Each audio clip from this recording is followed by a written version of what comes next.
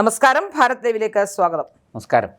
Prashant, V D Satheesan മുഖ്യമന്ത്രിയായി, നമ്മുടെ എല്ലാ മുഖ്യമന്ത്രിയായി ഇപ്പോൾ തെരഞ്ഞെടുക്കപ്പെട്ടിരിക്കുന്നു.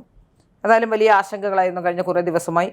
പല വിധത്തിലുള്ള 11 ദിവസമായി പല ദിവസത്തെ ചർച്ചകൾ, പല കോണുകളിൽ നിന്നായി ചർച്ചകൾ നടന്നുകൊണ്ടിരിക്കുന്നു. പക്ഷേ ഈ പ്രാവശ്യത്തെ വി ഡി സതീശനോട് ഭാരത് ലൈവ് എന്ന ചാനലിന് പറയാനുള്ളത്, ഇപ്രാവശ്യത്തെ ജനവിധി എന്ന് പറയുന്നത് 102 സീറ്റുകളുമായി അധികാരത്തിൽ വന്നത് പഴയ സർക്കാരിനോടുള്ള ഭരണവിരുദ്ധ വികാരമാണ്. അത് ഒരു ആളുടെയോ ഏതെങ്കിലും ഒരു വിഭാഗത്തിൻ്റെയോ ഏതെങ്കിലും ഒരു രാഷ്ട്രീയ പാർട്ടിയുടെയോ മാത്രമായിരുന്നില്ല, കേരളത്തിലെ ജനങ്ങളുടെ മൊത്തത്തിലുള്ള ഒരു വികാരമായിരുന്നു എന്ന് വി ഡി സതീശൻ മനസ്സിലാക്കണം. അതായത് ജനങ്ങളുടെ ആഗ്രഹത്തിനനുസരിച്ച് അല്ലെങ്കിൽ ജനങ്ങളുടെ താല്പര്യത്തിനനുസരിച്ച് വന്നൊരു സർക്കാർ എല്ലാ ജനങ്ങളെയും ഒത്തൊരുമിപ്പിച്ച് അവരുടെ താല്പര്യങ്ങൾക്കും പ്രീണനമില്ലാതെ മുന്നോട്ട് പോകാൻ കഴിയട്ടെ എന്ന് ഭാരത് ലൈവ് ആശംസിക്കുന്നു. ഒപ്പം ഈ സാഹചര്യത്തിലേക്ക് കടക്കാനുണ്ടായ ചില സാഹചര്യങ്ങൾ യഥാർത്ഥത്തിൽ സോണിയാഗാന്ധി മക്കൾക്ക് വേണ്ടി ചെയ്ത ത്യാഗമാകാനുള്ള സാധ്യതയില്ല. ഇത് പ്രിയങ്കയ്ക്കും രാഹുലിനും വേണ്ടിയുള്ള ത്യാഗം. ശ്രീല, സത്യത്തിൽ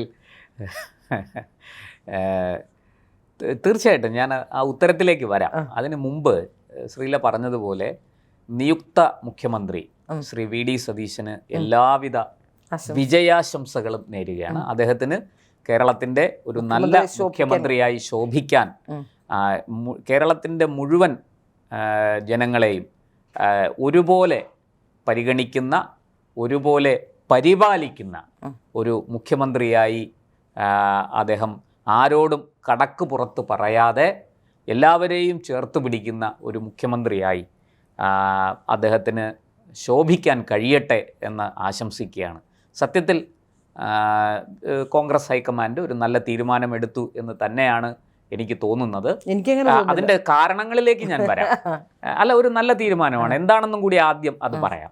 കാരണം ഒരു ടീം UDF എന്ന് പറഞ്ഞ് അതിശക്തമായി ഈ കഴിഞ്ഞ 5 വർഷം നിന്ന് ഫൈറ്റ് ചെയ്യാൻ, പൊളിറ്റിക്സ് ഫൈറ്റ് ചെയ്യാൻ അദ്ദേഹം ഒരു നല്ല പ്രതിപക്ഷ നേതാവാണോ എന്ന് ചോദിച്ചാൽ ഞാൻ പൂർണ്ണമായിട്ടും അതിനോട് അദ്ദേഹം ഒരു മികച്ച പ്രതിപക്ഷ നേതാവാണ് എന്ന് പറയാൻ ഞാൻ തയ്യാറല്ല. പക്ഷേ ഒരു പോരാളിയായ പ്രതിപക്ഷ നേതാവായിരുന്നു അദ്ദേഹം, ഒരു സംശയവുമില്ല. അപ്പുറത്ത് പിണറായി വിജയനെ, ഇപ്പുറത്ത് ഒരു തലപ്പൊക്കമുള്ള ഒരു നേതാവായിട്ട് തന്നെ വി ഡി സതീശൻ നിന്നു. പക്ഷെ അദ്ദേഹത്തിൻ്റെ എല്ലാ പോരാട്ടങ്ങളും വിജയിച്ചെന്നോ, ഒരു മികവുറ്റ പ്രതിപക്ഷ നേതാവായി പെർഫോം ചെയ്യാൻ അദ്ദേഹത്തിന് സാധിച്ചോ എന്നൊക്കെയുള്ള ചോദ്യത്തിന് പൂർണ്ണമായിട്ടും അങ്ങനെയാണ് എന്ന് പറയാൻ കഴിയില്ല.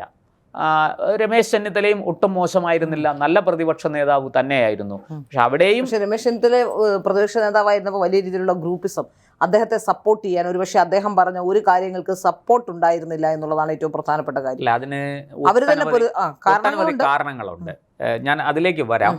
പക്ഷെ അതിനു മുമ്പ് ശ്രീല ചോദിച്ച 2 ചോദ്യങ്ങൾക്കും ഉത്തരം പറയേണ്ടതുണ്ട്. തീർച്ചയായിട്ടും രമേശ് ചെന്നിത്തലയും നല്ല രീതിയിൽ പ്രവർത്തിക്കാൻ ശ്രമിച്ചു, അദ്ദേഹം ഒട്ടൊക്കെ വിജയിക്കുകയും ചെയ്തു. പക്ഷെ അദ്ദേഹത്തിന് ചില കാര്യങ്ങളിൽ പാളിപ്പോയി. അദ്ദേഹം ഈ അന്ധമായ BJP വിരോധവും മോദി വിരോധവും അതിലൂടെ തന്നെ ഒരു ഈ പറയുന്നത് പോലെ ന്യൂനപക്ഷ പ്രീണനവും ഒക്കെ നടത്താൻ ശ്രമിച്ചതിൻ്റെ ഭാഗമായിട്ട് അദ്ദേഹം കൈക്കൊണ്ട ചില നിലപാടുകൾ അത് അദ്ദേഹത്തിനെ തിരിഞ്ഞുകുത്തി, അത് UDFനെ തിരിഞ്ഞുകുത്തി, അത് കോൺഗ്രസിനെ പ്രസ്താവനകൾ ഏറ്റവും ബ്ലണ്ടറായ ചില പ്രസ്താവനകൾ അടുത്ത കാലത്ത് വി ഡി സതീശൻ പ്രീണനത്തിന് വേണ്ടി മാത്രം പറഞ്ഞു എന്നുള്ളത്. തീർച്ചയായിട്ടും ശ്രീലെ, അത് ഒരു പ്രസ്താവനകൾ മാത്രമാണ്, പ്രസ്താവനയല്ല പ്രവൃത്തി. ഉദാഹരണത്തിന് CAA വിരുദ്ധ സമരം. എന്തിനാണ് രമേശ് ചെന്നിത്തല റിസർവ് ബാങ്കിൻ്റെ മുന്നിൽ മുഖ്യമന്ത്രി പിണറായി വിജയനൊപ്പം പോയി ഈ പ്രതിപക്ഷ നേതാവും ഇരുന്നത്? ആരെ പറ്റിക്കാനാണ്? നോക്കൂ, കേരളത്തിലെ ജനങ്ങളൊക്കെ അത്ര മണ്ടന്മാരാണ്. വി ഡി സതീശനാണല്ലോ ഇരിക്കും. അല്ല, വി ഡി സതീശൻ, അത് അവിടെയാണ് ഞാൻ പറഞ്ഞത്. വി ഡി സതീശൻ അവിടെ കുറച്ചുകൂടെ വിജിലൻ്റ് ആയിരുന്നു. അദ്ദേഹം പ്രസ്താവനകളിലും പ്രസംഗങ്ങളിലും പ്രഖ്യാപനങ്ങളിലും ഒക്കെ നിന്നു, പ്രവൃത്തിയിലേക്ക് പോയില്ല. രമേശ് ചെന്നിത്തല ഈ ന്യൂനപക്ഷങ്ങളോട് തൻ്റെ ആത്മാർത്ഥത കൂടുതൽ കാണിക്കാൻ വേണ്ടിയിട്ട് പോയി പിണറായി വിജയനൊപ്പം തോളി കൈയിട്ട് അവിടെ ഇരുന്നു. കേരളത്തിലെ ന്യൂനപക്ഷങ്ങൾ തീരുമാനിച്ചു, രമേശ് ചെന്നിത്തല വേണോ പിണറായി വിജയൻ വേണോ? പിണറായി വിജയൻ മതി എന്നവർ തീരുമാനിച്ചു. അതാണ് സത്യം. എന്നാൽ വി ഡി സതീശൻ പ്രസ്താവനാ യുദ്ധങ്ങളിലൊക്കെ നിന്നു. മുഖ്യമന്ത്രിക്ക് ഒപ്പം അല്ലെങ്കിൽ LDFനൊപ്പം, ഗവൺമെൻറ്റിനൊപ്പം, കേന്ദ്ര സർക്കാരിനെതിരെ ഒരുമിച്ച് പ്രമേയം പാസ്സാക്കാനൊക്കെ നിന്നു. പക്ഷെ പ്രവൃത്തിയിൽ ഇതുപോലൊരു മണ്ടത്തരം പുള്ളി കാണിച്ചില്ല. പിണറായി വിജയനോടൊപ്പം തോളിക്കൈയിട്ട് കേന്ദ്രവിരുദ്ധ സമരം, BJP വിരുദ്ധ പ്രവർത്തനം എന്ന ഒരു തരത്തിലേക്ക് അദ്ദേഹം പോയില്ല. അദ്ദേഹം ഒറ്റയ്ക്ക് നിന്നു, അല്ലെങ്കിൽ UDF-നെ മാറ്റി നിർത്തി. അതൊരു വിഷയം. അപ്പോൾ രമേശ് ചെന്നിത്തലയ്ക്ക് അങ്ങനെയുള്ള അബദ്ധങ്ങൾ പറ്റിയിട്ടുണ്ട്. ഒരു രാഷ്ട്രീയ നേതാവിനും ഒരിക്കലും സംഭവിക്കാൻ പാടില്ലാത്ത അബദ്ധം അത് രമേശ് ചെന്നിത്തല കാണിച്ചു. അതാണ് അദ്ദേഹത്തിന് പറ്റിയ വീഴ്ച. അതുകൊണ്ടാണ് 2021 തുടർഭരണം വെള്ളിത്തളികയിൽ വെച്ച് പിണറായി വിജയന് സമ്മാനിച്ചത് രമേശ് ചെന്നിത്തലയും UDF-ഉം തന്നെയാണ്. അവർ കാട്ടിക്കൂട്ടിയ അബദ്ധങ്ങൾ, അവർ കാണിച്ച എന്താ പറയുക, എടുത്തുചാട്ടം, സാഹസിക പ്രവൃത്തി, അതൊക്കെയാണ് അവരുടെ. പക്ഷേ ഞാൻ വിചാരിക്കുന്നത് ഈ 5 വർഷത്തെ ഭരണത്തെക്കാൾ ഉപരി, ആദ്യത്തെ 5 വർഷത്തെക്കാൾ ഉപരി രണ്ടാമത്തെ 5 വർഷമാണ് ഏറ്റവും വലിയ ജനദ്രോഹ നടപടികൾ പിണറായി വിജയനും ഇറക്കിയത്. അപ്പൊ ആ 5 വർഷം കൂടി കഴിഞ്ഞപ്പോ, ആദ്യത്തെ 5 വർഷത്തെക്കാൾ ഉപരി രണ്ടാമത്തെ 5 വർഷം കൂടെ കഴിഞ്ഞപ്പോ, ഇനി കേരളം നിലനിൽക്കണമെങ്കിൽ ഇങ്ങനെ പോയാൽ പറ്റില്ല എന്നൊരവസ്ഥയിലേക്ക് കേരളത്തിലെ ജനങ്ങളെ മാറ്റി ചിന്തിപ്പിക്കുന്ന രീതിയിലേക്ക് കാര്യങ്ങൾ വന്നു. അത് VD സതീശൻ അനുകൂലമായി. ഒപ്പം VD സതീശന്റെ ഇപ്പോൾ ഇനി ഉണ്ടാകാൻ പോകുന്ന വലിയ പ്രശ്നങ്ങളുണ്ട്. ഇപ്പോൾ ഒന്നും ആയിട്ടില്ല. VD സതീശൻ വന്നു എന്നുള്ളത് ഒരു പ്രധാനപ്പെട്ട പ്രശ്നമാണ്. ഇനി ഉപമുഖ്യമന്ത്രി സ്ഥാനം ലീഗിന് കൊടുക്കാമെന്നോ മറ്റോ വാഗ്ദാനം ചെയ്തിട്ടുള്ളതായാണ് സൂചന. ഉപമുഖ്യമന്ത്രി സ്ഥാനത്തെ സംബന്ധിച്ച്, മന്ത്രിമാരുടെ പ്രധാന വകുപ്പുകളെ സംബന്ധിച്ച് വന്നു എന്ന് പറയുമ്പോൾ ഒരു കാര്യം കൂടി ശ്രീല മനസ്സിലാക്കണം. സോഷ്യൽ മീഡിയയിൽ ഇപ്പോൾ വന്നിരിക്കുന്ന കമന്റുകൾ, അത് BJP-കാരാകാം, CPM-കാരാകാം, ഒരുപക്ഷെ നിഷ്പക്ഷരാകാം. പക്ഷേ ആ കമന്റുകൾ നമ്മൾ ശ്രദ്ധിക്കാതെ പോകരുത്. പുതിയ പോസ്റ്റുകൾ വരുന്നു. ജമാഅത്തെ ഇസ്ലാമിക്ക് രാജ്യത്ത് ആദ്യത്തെ മുഖ്യമന്ത്രിയെ ലഭിച്ചിരിക്കുന്നു. ഈ അർത്ഥത്തിലുള്ള കമന്റുകളുണ്ട്. ഇതൊന്നും കോൺഗ്രസ് കാണാതിരുന്നുകൂടാ.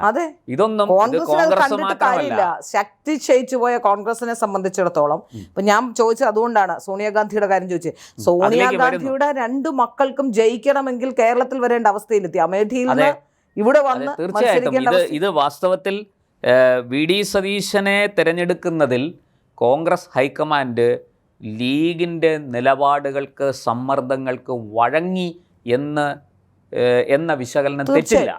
കാരണം നമുക്കറിയാം, ഈ തെരഞ്ഞെടുപ്പ് കഴിഞ്ഞപ്പോൾ മുതൽ സത്യത്തിൽ നമ്മളൊന്ന് ആലോചിക്കേണ്ടത്, ഈ സതീശന് വേണ്ടി ലീഗ് ഇത്രയും സമ്മർദ്ദം ചെലുത്തിയത് എന്തുകൊണ്ടാണ് എന്ന് ചിന്തിക്കണം.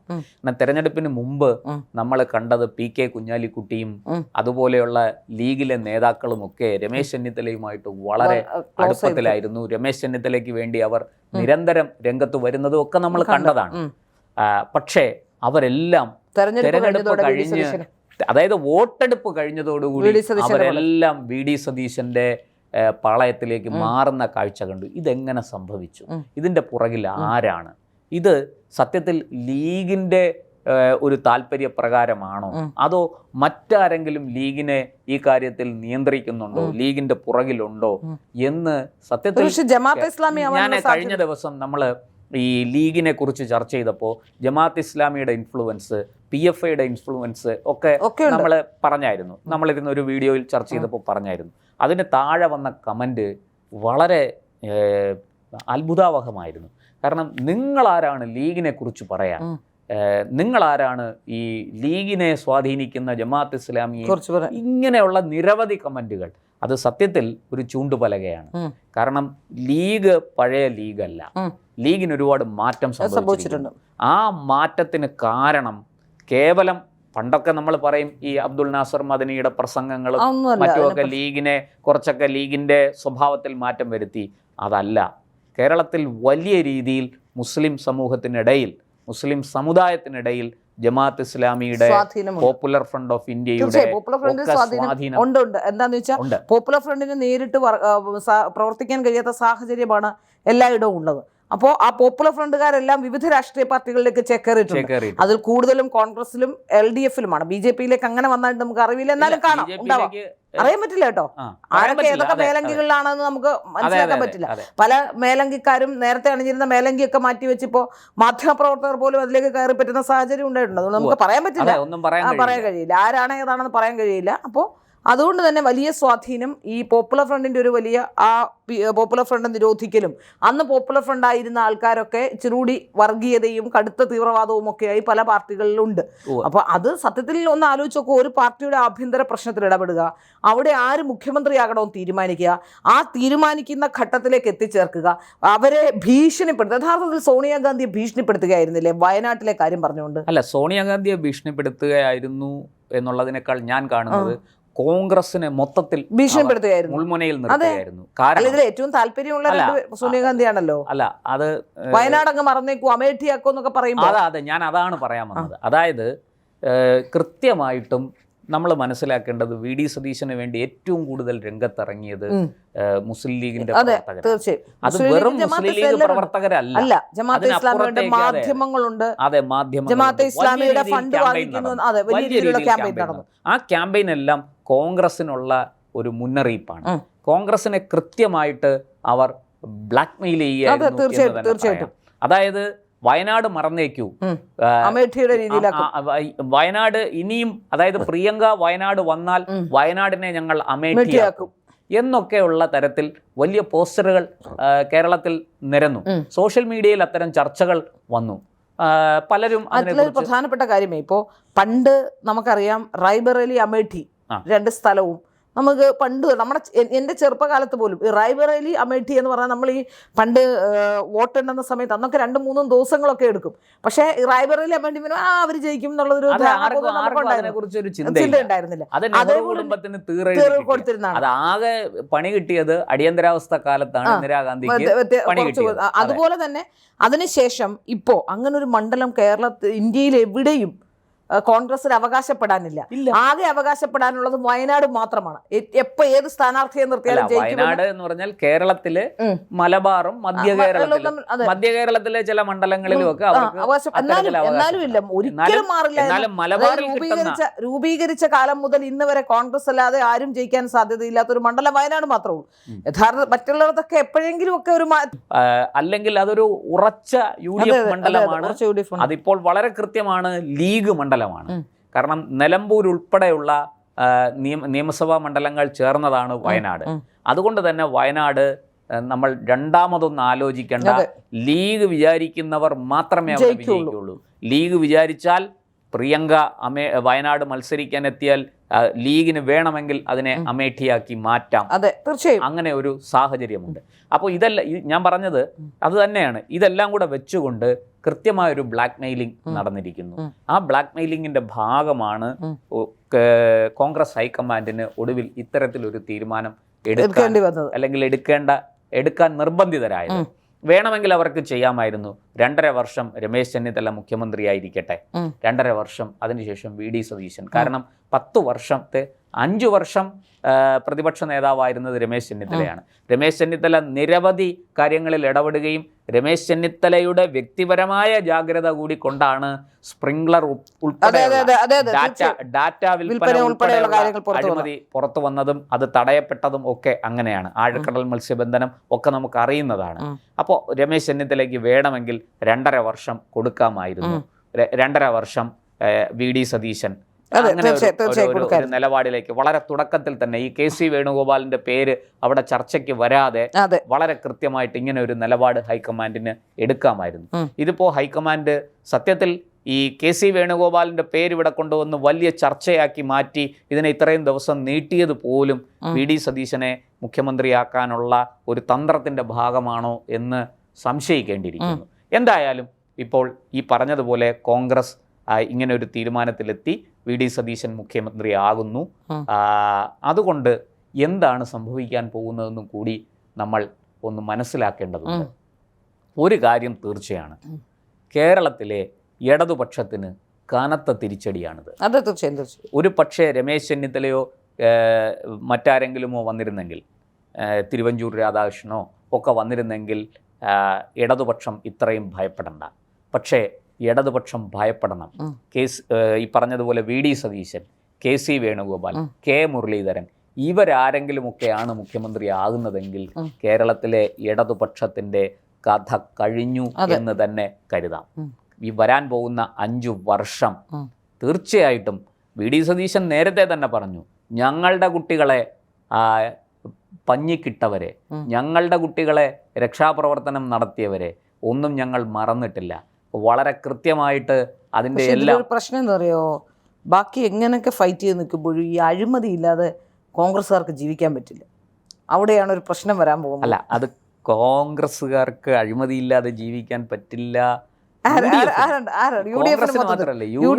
എല്ലാ രാഷ്ട്രീയക്കാർക്കും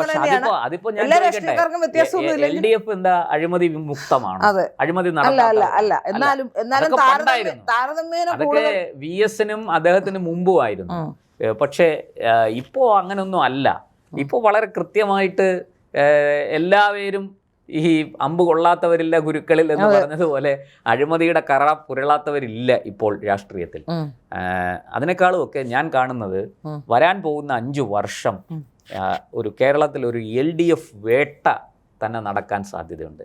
മാത്രമല്ല മുന്നണി എന്നുള്ള ഒരു തലത്തിൽ LDF പൊളിയാനുള്ള സാധ്യതയുണ്ട്.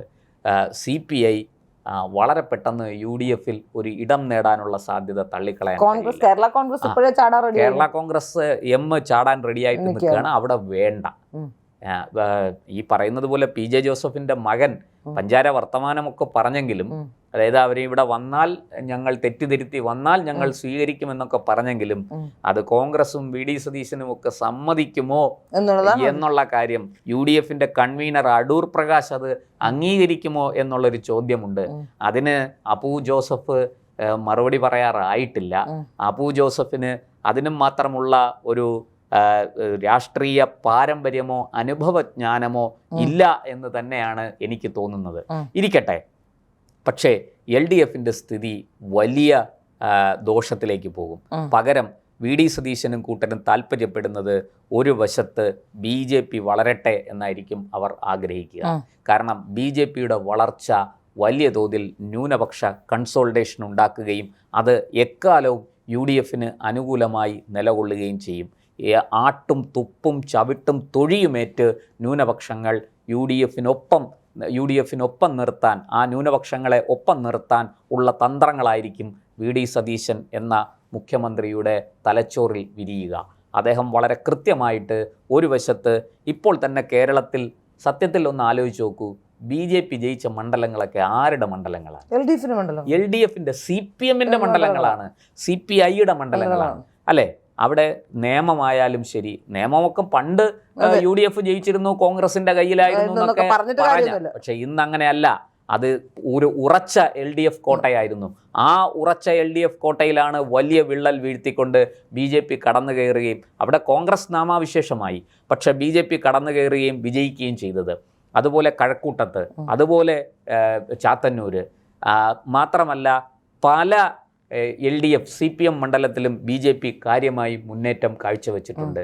ഇതൊന്നും ചെറിയ കാര്യങ്ങളല്ല. കാറ്റെങ്ങോട്ടാണ് വീശുന്നതെന്ന് വളരെ നന്നായിട്ട് VD സതീശൻ അറിയാം. അതുകൊണ്ട് തന്നെ തെക്കൻ ജില്ലകളിലെ BJP-യുടെ മുന്നേറ്റം, BJP ഇനി ഒരു വലിയ പ്രതിപക്ഷ കക്ഷിയായിട്ടും പിന്നീട് അതിൽ നിന്ന് ഭരണത്തിലേക്കൊക്കെ വരണമെങ്കിൽ കുറെ കാലമെടുക്കും എന്ന് മറ്റാരെക്കാളും നന്നായിട്ട് VD സതീശൻ അറിയാം. BJP-ൽ അതിനു പറ്റിയ നേതാക്കളില്ല എന്നും സതീശന്, അത്തരം എഴുതാപ്പുറം വായിക്കാൻ സതീശനെ പോലെ മിടുക്ക് മറ്റൊരാളിന് കോൺഗ്രസിൽ ഇല്ല എന്നുള്ളതും സത്യമാണ്. അതുകൊണ്ട് തന്നെ ഒരു വശത്ത് നാമമാത്രമായ BJP-യെ ഉയർത്തിക്കാണിച്ച് ആ ഭയത്തിൽ, ആ BJP പേടിയിൽ ന്യൂനപക്ഷങ്ങളെ എക്കാലവും തന്റെ വരുതിക്ക് നിർത്താനായിരിക്കും VD സതീശൻ ശ്രമിക്കും. അതിന്റെ ഗുണമാണ് VD സതീശൻ ഇപ്പോൾ ഉണ്ടായത്. തീർച്ചയായിട്ടും 1-2 പ്രസ്താവന നടത്തിയപ്പോഴത്തേക്ക് തന്നെ. അതെ, പിന്നെ ഒരു കാര്യത്തിൽ ഈ ഭൂമിയെ ഉരുട്ടിയ VD സതീശൻ, അത് നമുക്ക് മറക്കാൻ കഴിയുന്നതല്ല. ഇത്രയേറെ അദ്ദേഹത്തിന് ശാസ്ത്ര ചരിത്ര ബോധമുണ്ട് എന്ന് എനിക്ക് മനസ്സിലായത് അന്നാണ്. അതിനു മുമ്പ് കാരണം VD സതീശൻ നിരവധി ബുദ്ധിജീവിയാണ്, നന്നായിട്ട് പുസ്തകം വായിക്കുന്നയാളാണ്, സാമ്പത്തിക ശാസ്ത്രജ്ഞനാണ്, അദ്ദേഹത്തിന് സമ്പദ് വ്യവസ്ഥയെക്കുറിച്ചൊക്കെ വളരെ കൃത്യമായ കാഴ്ചപ്പാടുണ്ട്. ഇതൊക്കെ നമുക്കറിയാമായിരുന്നു. പണ്ട് സാന്റിയാഗോ മാർട്ടിനെതിരെ ലോട്ടറി തട്ടിപ്പിൽ വലിയ പ്രക്ഷോഭങ്ങളുമായിട്ട് രംഗത്ത് വന്നയാൾ ഒറ്റയാൾ പട്ടാളമായിരുന്നു VD സതീശൻ. അന്ന് പ്രതിപക്ഷ നേതാവായിരുന്ന ഉമ്മൻചാണ്ടിയോ അല്ലെങ്കിൽ മറ്റേതെങ്കിലും ഒരു കോൺഗ്രസ് നേതാവോ നടത്താത്ത പോരാട്ടമാണ് VD സതീശൻ അന്ന് സാന്റിയാഗോ മാർട്ടിനെതിരെ നടത്തിയത്. അങ്ങനെയുള്ള VD സതീശൻ പക്ഷെ അദ്ദേഹത്തിൻ്റെ ചരിത്ര ശാസ്ത്രബോധത്തെക്കുറിച്ച് നമുക്ക് വലിയ അറിവില്ലായിരുന്നു. അത് ഭൂമിയെ ഉരുട്ടിയപ്പോൾ നമുക്ക് മനസ്സിലായി അദ്ദേഹത്തിന് മികച്ച ചരിത്ര ശാസ്ത്രബോധമുണ്ട് എന്നുള്ള കാര്യം. എന്തായാലും അതൊക്കെ അവിടെ നിൽക്കട്ടെ. ഈ നിയുക്ത മുഖ്യമന്ത്രിയുടെ മുന്നിൽ വലിയ ചില വെല്ലുവിളികളുണ്ട്. ഒന്ന്, മന്ത്രിസഭ രൂപീകരണം. അത് വലിയ വെല്ലുവിളി, വളരെ തീർച്ചയായിട്ടും വലിയ ഒരു ഹിമാലയൻ ടാസ്ക് തന്നെ. പിന്നൊന്നും ചെയ്യാനില്ല. കാരണം എന്താണെന്ന് വെച്ചാൽ ഹൈക്കമാൻഡ് തന്നെ കീഴ്പ്പെട്ട സ്ഥിതിക്ക് വി ഡി സതീശന് കീഴ്പ്പെടാതെ തരവില്ല. ഇനി കീഴ്പ്പെടാ അവിടെയാണ് നമ്മൾ മനസ്സിലാക്കേണ്ടത്. ലീഗിന്റെ ചരടുവലിക്കനുസരിച്ച് ആടിക്കളിക്കുന്ന ഒരു പാവയായി കോൺഗ്രസ് ഇനിയിപ്പോ 5 വർഷവും അങ്ങനെ തന്നെ തുടരുമോ? അങ്ങനെ തന്നെ തുടർന്നാൽ അത് ബി ജെ പിക്ക് വലിയ സാധ്യതയുണ്ട്. പക്ഷേ രാഷ്ട്രീയം അറിയുന്ന ഒരു നേതാക്കന്മാരും അതിൽ ഇല്ലാത്തതുകൊണ്ട് എന്താവും അറിയില്ല. ആകെ വി മുരളീധരനും കെ സുരേന്ദ്രനും മാത്രമേ എന്നൊക്കെ ഗ്രൂപ്പ് പറഞ്ഞാലും പ്രായോഗിക രാഷ്ട്രീയം അറിയുന്ന, രാഷ്ട്രീയത്തെ എങ്ങനെ അത് ഗുണകരമാക്കാമെന്നറിയുന്ന 2 നേതാക്കന്മാർ അതിൽ ഇപ്പോൾ നിലവിലുള്ളത്. ബാക്കിയൊക്കെ കണ്ടു തന്നെ അറിയണം. അല്ല, അത് മാത്രമല്ല, ഈ പറഞ്ഞതുപോലെ ബി ജെ പിയിൽ ഞാൻ പലപ്പോഴും ചിന്തിക്കാറുണ്ട്, പറയാറുണ്ട്, പലരോടും ഞാൻ പറഞ്ഞിട്ടുണ്ട്. ഈ യു ഡി എഫും ഇപ്പോൾ കേന്ദ്രത്തിൽ ബി ജെ പിയുടെ ഏറ്റവും വലിയ ഭാഗ്യം രാഹുൽ ഗാന്ധിയെ പോലൊരു നേതാവ് കോൺഗ്രസിനെ നയിക്കുന്നു എന്നുള്ളതാണ് സത്യം. തിരിച്ച് കേരളത്തിലേക്ക് നമ്മൾ വന്നാൽ യു ഡി എഫിൻ്റെയും എൽ ഡി എഫിൻ്റെയും ഭാഗ്യം എന്ന് പറയുന്നത് കേരളത്തിലെ ബി ജെ പി ആണ്. ഈ കേരളത്തിലെ ബി ജെ പി ആണ് വാസ്തവത്തിൽ ഈ 2 പേരെ നന്നായി രാഷ്ട്രീയം പറയാനോ സാമൂഹ്യ വിഷയങ്ങളിൽ ഇടപെടാനോ എവിടെ കോർണർ ചെയ്യണമെന്നോ അറിയാതെ വെറുതെ ഇങ്ങനെ ഉടുപ്പ് വിട്ട് രാവിലെ എന്തൊക്കെയോ പറഞ്ഞുകൊണ്ട് നടക്കുന്നു. കുറെ തെരഞ്ഞെടുപ്പുകളിൽ മത്സരിക്കുന്നു, കുറെ പണം ഉണ്ടാക്കുന്നു. കൃത്യമായിട്ട് പറയാം, കേരളത്തിൽ ഒരു യോഗി ആദിത്യനാഥോ, കേരളത്തിൽ ഒരു അണ്ണാമലയോ, കേരളത്തിൽ ഒരു തേജസ്വി സൂര്യയോ, കേരളത്തിൽ ഒരു പവൻ കല്യാണോ ഒക്കെ ഉണ്ടായിരുന്നെങ്കിൽ യു ഡി എഫും എന്നേ തകർന്ന് തരിപ്പണമായനെ. ഈ കേരളം അവർ പിടിച്ചെടുത്തു. സത്യത്തിൽ അത്തരത്തിലൊരു നേതാവ് ബി ജെ പിക്ക് ഇല്ലാത്തതാണ് എൽ ഡി എഫിന്റെയും യു ഡി എഫിന്റെയും ഭാഗ്യം. പക്ഷേ ഞാൻ പറഞ്ഞില്ലേ, ഇപ്പോൾ ശരിക്കും പറഞ്ഞാൽ ഒരു കാലഘട്ടത്തിൽ സുരേന്ദ്രനെ വലിയ രീതിയിൽ ആക്രമിച്ച് സുരേന്ദ്രനെ കെ ജെ പി എന്നൊക്കെ പറഞ്ഞ ചില ഓൺലൈൻ മാധ്യമങ്ങളടക്കം അതിന് വലിയ ഒത്താശ അജണ്ടയായിരുന്നു. അപ്പൊ ആ അജണ്ടയ്ക്ക് അനുസരിച്ച് നിൽക്കാതെ വളരെ കൃത്യമായി ഫൈറ്റ് ചെയ്തുകൊണ്ട് അയാളുടെ കാര്യമൊക്കെ പറഞ്ഞാലും കെ സുരേന്ദ്രൻ പിടിച്ച വോട്ടിലും പെർസെൻറ്റേജ് നോക്കിയാൽ കെ സുരേന്ദ്രനുള്ള കാലത്തെ പെർസെന്റേജ് ഒരു 3-4% കുറവാണ്. ഇപ്പോഴും അനിഷേധ്യനായ നേതാവായി തന്നെയാണ്. അതിനകത്ത് യാതൊരു സംശയമില്ല. മഞ്ചേശ്വരത്ത് ഏറ്റവും കൂടുതൽ അത് തന്നെയായിരുന്നു. അത് കേരളത്തിലെ ഞാൻ മനസ്സിലാക്കുന്നത് കെ സുരേന്ദ്രനെ കേരളത്തിലെ ബി ജെ പിക്കാർക്കിടയിൽ തന്നെ പ്രശ്നമുണ്ടാക്കി ആക്രമിക്കുക എന്നുള്ളത് എൽ ഡി എഫിന്റെ യു ഡി എഫിന്റെ അജണ്ടയായിരുന്നു. അവർക്ക് രാഷ്ട്രീയം അറിയാം, അവർക്കറിയാം കെ സുരേന്ദ്രനെ പോലൊരു നേതാവ് ഇപ്പുറത്ത് ഫൈറ്റ് ചെയ്ത് നിന്നാൽ അത് വളർന്നു വരുന്ന ആളാണ് എന്നുകൊണ്ട് ട്രോളുകളിലൂടെ അതുപോലെ തന്നെയായിരുന്നു കുമ്മനം രാജശേഖരൻ. പൊളിറ്റിക്സിൽ കാര്യമായി ഒന്നും ചെയ്യാനില്ലെങ്കിലും നല്ലൊരു ഇമേജ് ഉള്ള നേതാവായിരുന്നു. പക്ഷെ അദ്ദേഹത്തെയും തകർക്കാനുള്ള ശ്രമം ഉണ്ടായി, വ്യാജ വാർത്തകൾ ഉണ്ടായി, അദ്ദേഹത്തിന് ട്രോളുകളിലൂടെ പരിഹാസത്തിനുള്ള ശ്രമം ഉണ്ടായി. സത്യത്തിൽ അതൊരു അജണ്ടയായിരുന്നു. ആ അജണ്ടയിൽ നിറത്തെ വരെ പരിഹരിച്ചു. കേരളത്തിലെ ബി ജെ പിക്കാർ ആ അജണ്ടയിൽ ഒരു വിഭാഗം വീണുപോയി. ആ വീണുപോയ വിഭാഗവും ചില മാധ്യമങ്ങളും ചേർന്നുകൊണ്ടാണ് ഇത്തരത്തിൽ കെ സുരേന്ദ്രനെ അടക്കം സത്യത്തിൽ അതിന്റെ നേട്ടം ഉണ്ടായത് യു ഡി എഫിനും എൽ ഡി എഫിനും തന്നെയാണ്. ഇപ്പോഴും ഞാൻ പറയുന്നു, ഈ 3 സീറ്റൊക്കെ ബി ജെ പിക്ക് കിട്ടി എന്നുള്ളത് കാര്യമൊക്കെ ശരിയാണ്. ആ 3 സീറ്റ് നമ്മളൊന്ന് അനലൈസ് ചെയ്താൽ തന്നെ നമുക്ക് മനസ്സിലാക്കാൻ സാധിക്കും. ഒന്ന് കഴക്കൂട്ടം നോക്കിയാൽ കഴക്കൂട്ടത്ത് വി മുരളീധരൻ കഴിഞ്ഞ 10 വർഷമായി അവിടെ ക്യാമ്പ് ചെയ്ത് പ്രവർത്തിക്കുകയാണ്. വി മുരളീധരൻ സംഘടനാപരമായി രാഷ്ട്രീയ രംഗത്ത് കൗണ്ടർ ചെയ്യുന്നതിനേക്കാൾ ഉപരി സംഘടനാപരമായി അദ്ദേഹം ഉണ്ടായിരുന്ന കാലത്താണ് ബി ജെ പിയുടെ സംഘടനാ സംവിധാനത്തിൽ ഏറ്റവും കൂടുതൽ സംഘടനാ സംവിധാനം ശക്തമായിരുന്നത്. കാരണം എല്ലാ ആൾക്കാരെയും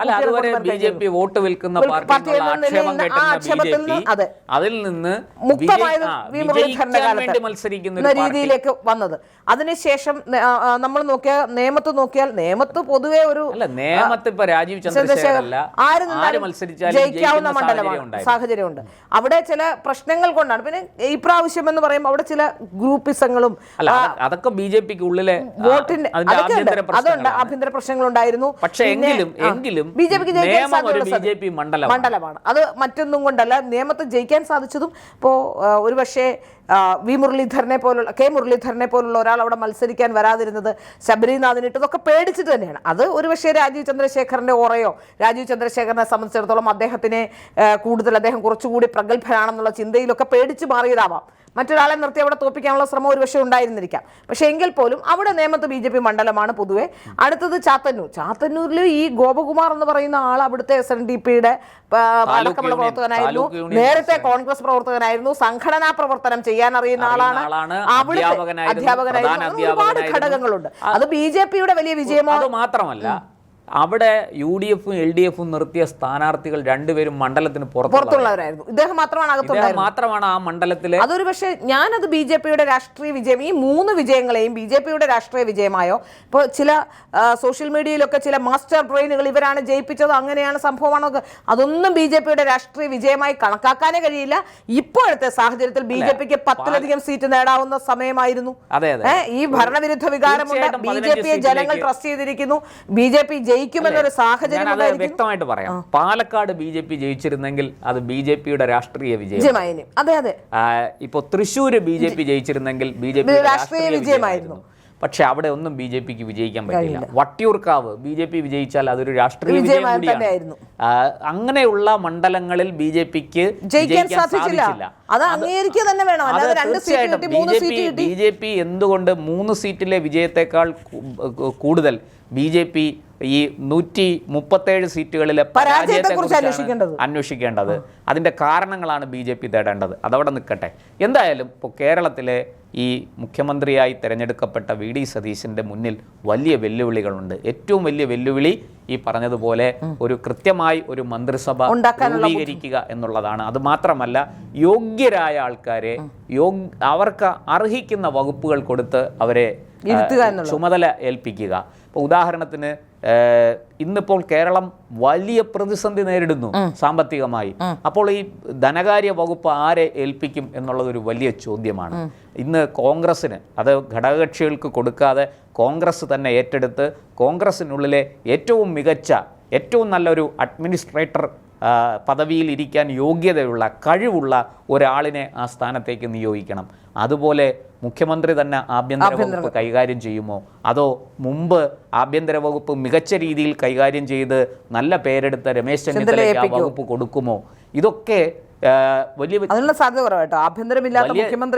വലിയ ചർച്ചകൾ നടക്കും, ഉറപ്പാണ്. ഈ കാര്യത്തിൽ വലിയ രമേശ് ചെന്നിത്തല നേരത്തെ തന്നെ പറഞ്ഞു, മുഖ്യമന്ത്രി അല്ലെങ്കിൽ പിന്നെ താൻ മന്ത്രിസഭയിലേക്കില്ല എന്ന് പറഞ്ഞു. അത് ആ പറച്ചിലിന്റെ പുറകിൽ അദ്ദേഹം ചില കാര്യങ്ങൾ ലക്ഷ്യമിട്ടുകൊണ്ടാണ്. മുഖ്യമന്ത്രി ആയില്ലെങ്കിൽ എനിക്ക് ഞാൻ പറയുന്ന മറ്റൊരു വകുപ്പ് തരണം എന്നാണ് അതിൻ്റെ അർത്ഥം. അങ്ങനെ കൂടി അതിനകത്ത് ഒരു വരി ഒളിഞ്ഞിരിപ്പുണ്ട്. ഇരിക്കട്ടെ, ഇതെല്ലാം VD സതീശൻ്റെ മുന്നിൽ, കോൺഗ്രസിൻ്റെ മുന്നിലുള്ള വലിയ വെല്ലുവിളികളാണ്.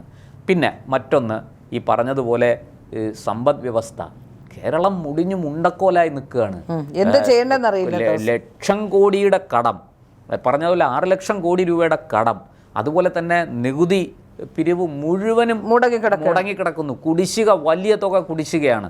അതുപോലെ കരാറുകാർക്ക് കൊടുക്കാനുള്ള പണം, ഊരാളുങ്കൽ അടക്കമുള്ള സകല കരാറുകാർക്കും കൊടുക്കാനുള്ള പണം, അത് കുടിശ്ശികയാണ്. അതെങ്ങനെ കൊടുത്തു തീർക്കും?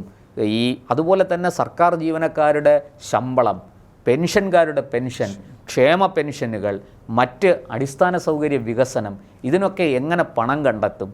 ഇത് കേന്ദ്രവുമായിട്ട് എത്രത്തോളം സഹകരിച്ചു പോകാൻ സാധിക്കും? അങ്ങനെ ഒരുപാട് വെല്ലുവിളി. കേന്ദ്രവുമായി സഹകരിച്ചില്ലെങ്കിൽ ഒന്നും നടക്കില്ല. തീർച്ചയായിട്ടും. ഒന്നാമത് CPM ആരോഗ്യ വകുപ്പ്, വിദ്യാഭ്യാസ വകുപ്പ് തുടങ്ങി എല്ലാ വകുപ്പുകളും മന്ദീഭവിച്ച് നിൽക്കുകയാണ്. എല്ലാവരും സ്തംഭിച്ചു നിൽക്കുക. ഏറ്റവും വൈരാഗ്യമുള്ള മുസ്ലിം ലീഗുകാർ പോലും ഏതെങ്കിലും മന്ത്രി വന്നാൽ കേന്ദ്രത്തിന്റെ മുമ്പിൽ പോയി കൈനീട്ടിയേ പറ്റൂ. അല്ല, തീർച്ചയായിട്ടും. മുസ്ലിം ലീഗ് മാത്രമല്ല, കോൺഗ്രസ് മാത്രമല്ല, ഇന്ന് കേരളത്തിലെ മൊത്തത്തിൽ ഈ കേരള ഗവൺമെൻറ്, വാസ്തവത്തിൽ കേന്ദ്ര സർക്കാർ, എനിക്ക് തോന്നുന്നത് പല സാമ്പത്തിക വിദഗ്ധരുമായിട്ട് സംസാരിക്കുമ്പോൾ കിട്ടുന്ന വിവരങ്ങൾ വിശകലനം ചെയ്യുമ്പോൾ എനിക്ക് തോന്നുന്നത് കേരളത്തിൽ സമീപ ഭാവിയിൽ തന്നെ ഒരു സാമ്പത്തിക അടിയന്തരാവസ്ഥ പ്രഖ്യാപിക്കാൻ കേന്ദ്രത്തെ നേരത്തെയുള്ള സാഹചര്യം റിസർവ് ബാങ്ക് പലവട്ടം പറഞ്ഞതാണ്. കേരളം ശ്രീലങ്കയുടെ അവസ്ഥയിലേക്ക് പോകുമെന്ന്. അതെ, ചെലവ് ചുരുക്കാൻ അടക്കം ഈ കിഫ്ബിക്കൊക്കെ റിസർവ് ബാങ്കിന്റെ യാതൊരു അനുമതിയും കിട്ടിയിട്ടില്ല. ഇത് സത്യം പറഞ്ഞാൽ ഈ ഫെഡറൽ സംവിധാനത്തിന്റെ തകർച്ച മാത്രമല്ല, ഫെഡറൽ സംവിധാനത്തിന്റെ ചില പ്രത്യേക വശങ്ങളെ മുതലെടുത്തുകൊണ്ടാണ് LDF മുന്നോട്ട് പോയത്. ഇല്ലെങ്കിൽ കേന്ദ്ര സർക്കാരിന് വലിയ ചീത്തപ്പേര് ഇവർ പ്രൊപ്പഗേറ്റ് ചെയ്ത് ഉണ്ടാക്കി കൊടുക്കും. കാരണം ഞങ്ങളേതാ ദ്രോഹിക്കുന്നു. അല്ല, അതുണ്ടായിരുന്നല്ലോ ഒരിക്കൽ നിർമ്മലാ സീതാരാമൻ മാധ്യമങ്ങളെ വിളിച്ചു നിർത്തി ക്യാമറ ഓൺ ചെയ്യിപ്പിച്ച് പറയേണ്ട അവസ്ഥയിലെത്തി. അതെ, ആ അവസ്ഥ നമ്മൾ കണ്ടതാണ്. ഇവിടെ തിരുവനന്തപുരത്ത് വന്ന സമയത്താണ് എല്ലാവരും ഓൺ ചെയ്യും, ഞാൻ കണക്കൊന്ന് പറയട്ടെ എന്ന് പറഞ്ഞു. ഞങ്ങൾക്കൊന്നും കിട്ടിയില്ല എന്ന് വിലപിച്ചുകൊണ്ടിരുന്നത്. പാർലമെന്റിന്റെ രേഖകളിലുള്ളതാണ്. പാർലമെന്റിൽ NK പ്രേമേന്ദ്രൻ ഉൾപ്പെടെയുള്ളവർ ഉന്നയിച്ച ചോദ്യത്തിനാണ് അവർ മറുപടി പറഞ്ഞത്. നമുക്കറിയാം, അന്ന് ജോൺ ബ്രിട്ടാസ് പാർലമെന്റിൽ അഴിഞ്ഞാടി. പക്ഷേ നിർമ്മലാ സീതാരാമൻ മറുപടി പറഞ്ഞു കഴിഞ്ഞപ്പോൾ ബ്രിട്ടാസിന് വെച്ച നാക്കെടുക്കാൻ സാധിച്ചില്ല. ബ്രിട്ടാസിന് മാത്രമല്ല, പ്രതിപക്ഷത്തിരുന്ന ഈ ഇന്ത്യ മുന്നണിയെ നയിക്കുന്ന കോൺഗ്രസ് ഉൾപ്പെടെയുള്ളവർ ഒരക്ഷരം അതിനെതിരെ പറഞ്ഞില്ലല്ലോ. കാരണം കണക്കുകൾ വ്യക്തമാണ്. UPA കാലത്ത് 50,000 കോടി രൂപയാണ് കേരളത്തിന് കൊടുത്തതെങ്കിൽ NDAയുടെ ഭരണകാലത്ത് 1.5 ലക്ഷം കോടി രൂപയാണ് കൊടുത്തിരിക്കുന്നത്. ഈ കണക്ക് കൃത്യമായിട്ട് അവർ വിശദീകരിച്ചു കഴിഞ്ഞപ്പോൾ അവിടെ പ്രതിപക്ഷത്തിന് പിന്നെ മിണ്ടാനില്ല. അവർ മൗനത്തിലേക്ക് പോയി. ഈ പറഞ്ഞ പോലെ വിഷയം ഉന്നയിച്ച ജോൺ ബ്രിട്ടാസിനെ പിന്നെ പാർലമെന്റിൽ കണ്ടിട്ടില്ല, രാജ്യസഭയിൽ കണ്ടിട്ടില്ല. അത് മറ്റൊരു വിഷയം. 2027 കഴിഞ്ഞാൽ പിന്നെ കെട്ടുമുറുക്കാം. സത്യത്തിൽ ഡൽഹിയിലേക്ക് ആരും പോണ്ട. അവിടുത്തെ ഗോൾഡ് മാർക്കറ്റിലെ ഓഫീസ് എന്ത് ചെയ്യുമെന്നോ, ആകെ 2-3 പേരുണ്ടെന്ന് തോന്നുന്നു. തീർച്ചയായിട്ടും ഈ CPI കൂടെ അപ്പുറത്ത് പോയി കഴിഞ്ഞാൽ 3 പേരെയും കൃത്യമായിട്ട് രാജ്യസഭയിൽ എത്തിക്കാൻ UDFന് പറ്റും. അതേസമയം ഈ CPI കൂടെ നിന്നാൽ പോലും LDFന് സാധിക്കില്ല എന്നുള്ള കാര്യം വ്യക്തമാണ്. അങ്ങനെ സാധിക്കണമെങ്കിൽ BJPയുടെ 3 പേരുടെ പിന്തുണ കൂടെ വാങ്ങണം. അപ്പോൾ BJP പറയുന്ന ഒരാളെ, പൊതുസമ്മതനായ സ്ഥാനാർത്ഥിയെ രാജ്യസഭയിലേക്ക് നിർത്തേണ്ടി വരും. ആ ആൾ അവിടെ ചെന്നിട്ട് മോദിക്ക് അനുകൂലമായിട്ട് കൈപൊക്കേണ്ടിയും വരും. ഇല്ലെങ്കിൽ അത് നടക്കുന്ന കാര്യമല്ല. ഇരിക്കട്ടെ, അത് ചരിത്രപരമായ പ്രതിസന്ധിയാണ് LDF നേരിട്ട് കൊണ്ടിരിക്കുന്നത്. അതുകൊണ്ട് തന്നെയാണ് ഞാൻ അടിയുറച്ച് പറയുന്നത് LDFന്റെ ഭാവി ഇരുളടഞ്ഞു, CPMന്റെ ഭാവി തീർന്നു എന്ന് പറയുന്നതിന്റെ കാരണം അതാണ്. എന്തായാലും ശരി, നമുക്ക് സതീശന് എല്ലാ ഭാവുകങ്ങളും നിയുക്ത മുഖ്യമന്ത്രിക്ക് ആശംസിക്കുന്നു. അദ്ദേഹം ഒരു മികച്ച മുഖ്യമന്ത്രിയായി പേരെടുക്കട്ടെ. കേരളം നേരിടുന്ന ഈ എല്ലാ വെല്ലുവിളികളെയും സമർത്ഥമായി തോൽപ്പിക്കാൻ, ചെറുത്ത് തോൽപ്പിക്കാൻ, കേരളത്തെ ഒരു പുതിയ കേരളമാക്കി മാറ്റാൻ, കേരളത്തെ സമ്പൽ സമൃദ്ധിയിലേക്ക് നയിക്കാൻ ഒക്കെ അദ്ദേഹത്തിന് കഴിയട്ടെ എന്ന് നമുക്ക് ആശംസിക്കാം. ഒപ്പം നമ്മുടെ സോണിയാജി തൻ്റെ മക്കൾക്ക് വേണ്ടി നടത്തിയ ഈ വലിയ ത്യാഗത്തെ നമ്മൾ ഒട്ടും കുറച്ച് കാണുന്നില്ല. അത് മുസ്ലിം ലീഗിന് ഗുണമായി. അതെ, അത് മുസ്ലിം ലീഗിന് ഗുണമായി. മുസ്ലിം ലീഗിന് മാത്രമല്ല, ജമാഅത്ത് ഇസ്ലാമിക്കും പോപ്പുലർ ഫ്രണ്ടിനും ഒക്കെ ഗുണമായിട്ടുണ്ട്. എന്തായാലും സോണിയാജിക്കും നല്ല നമസ്കാരം.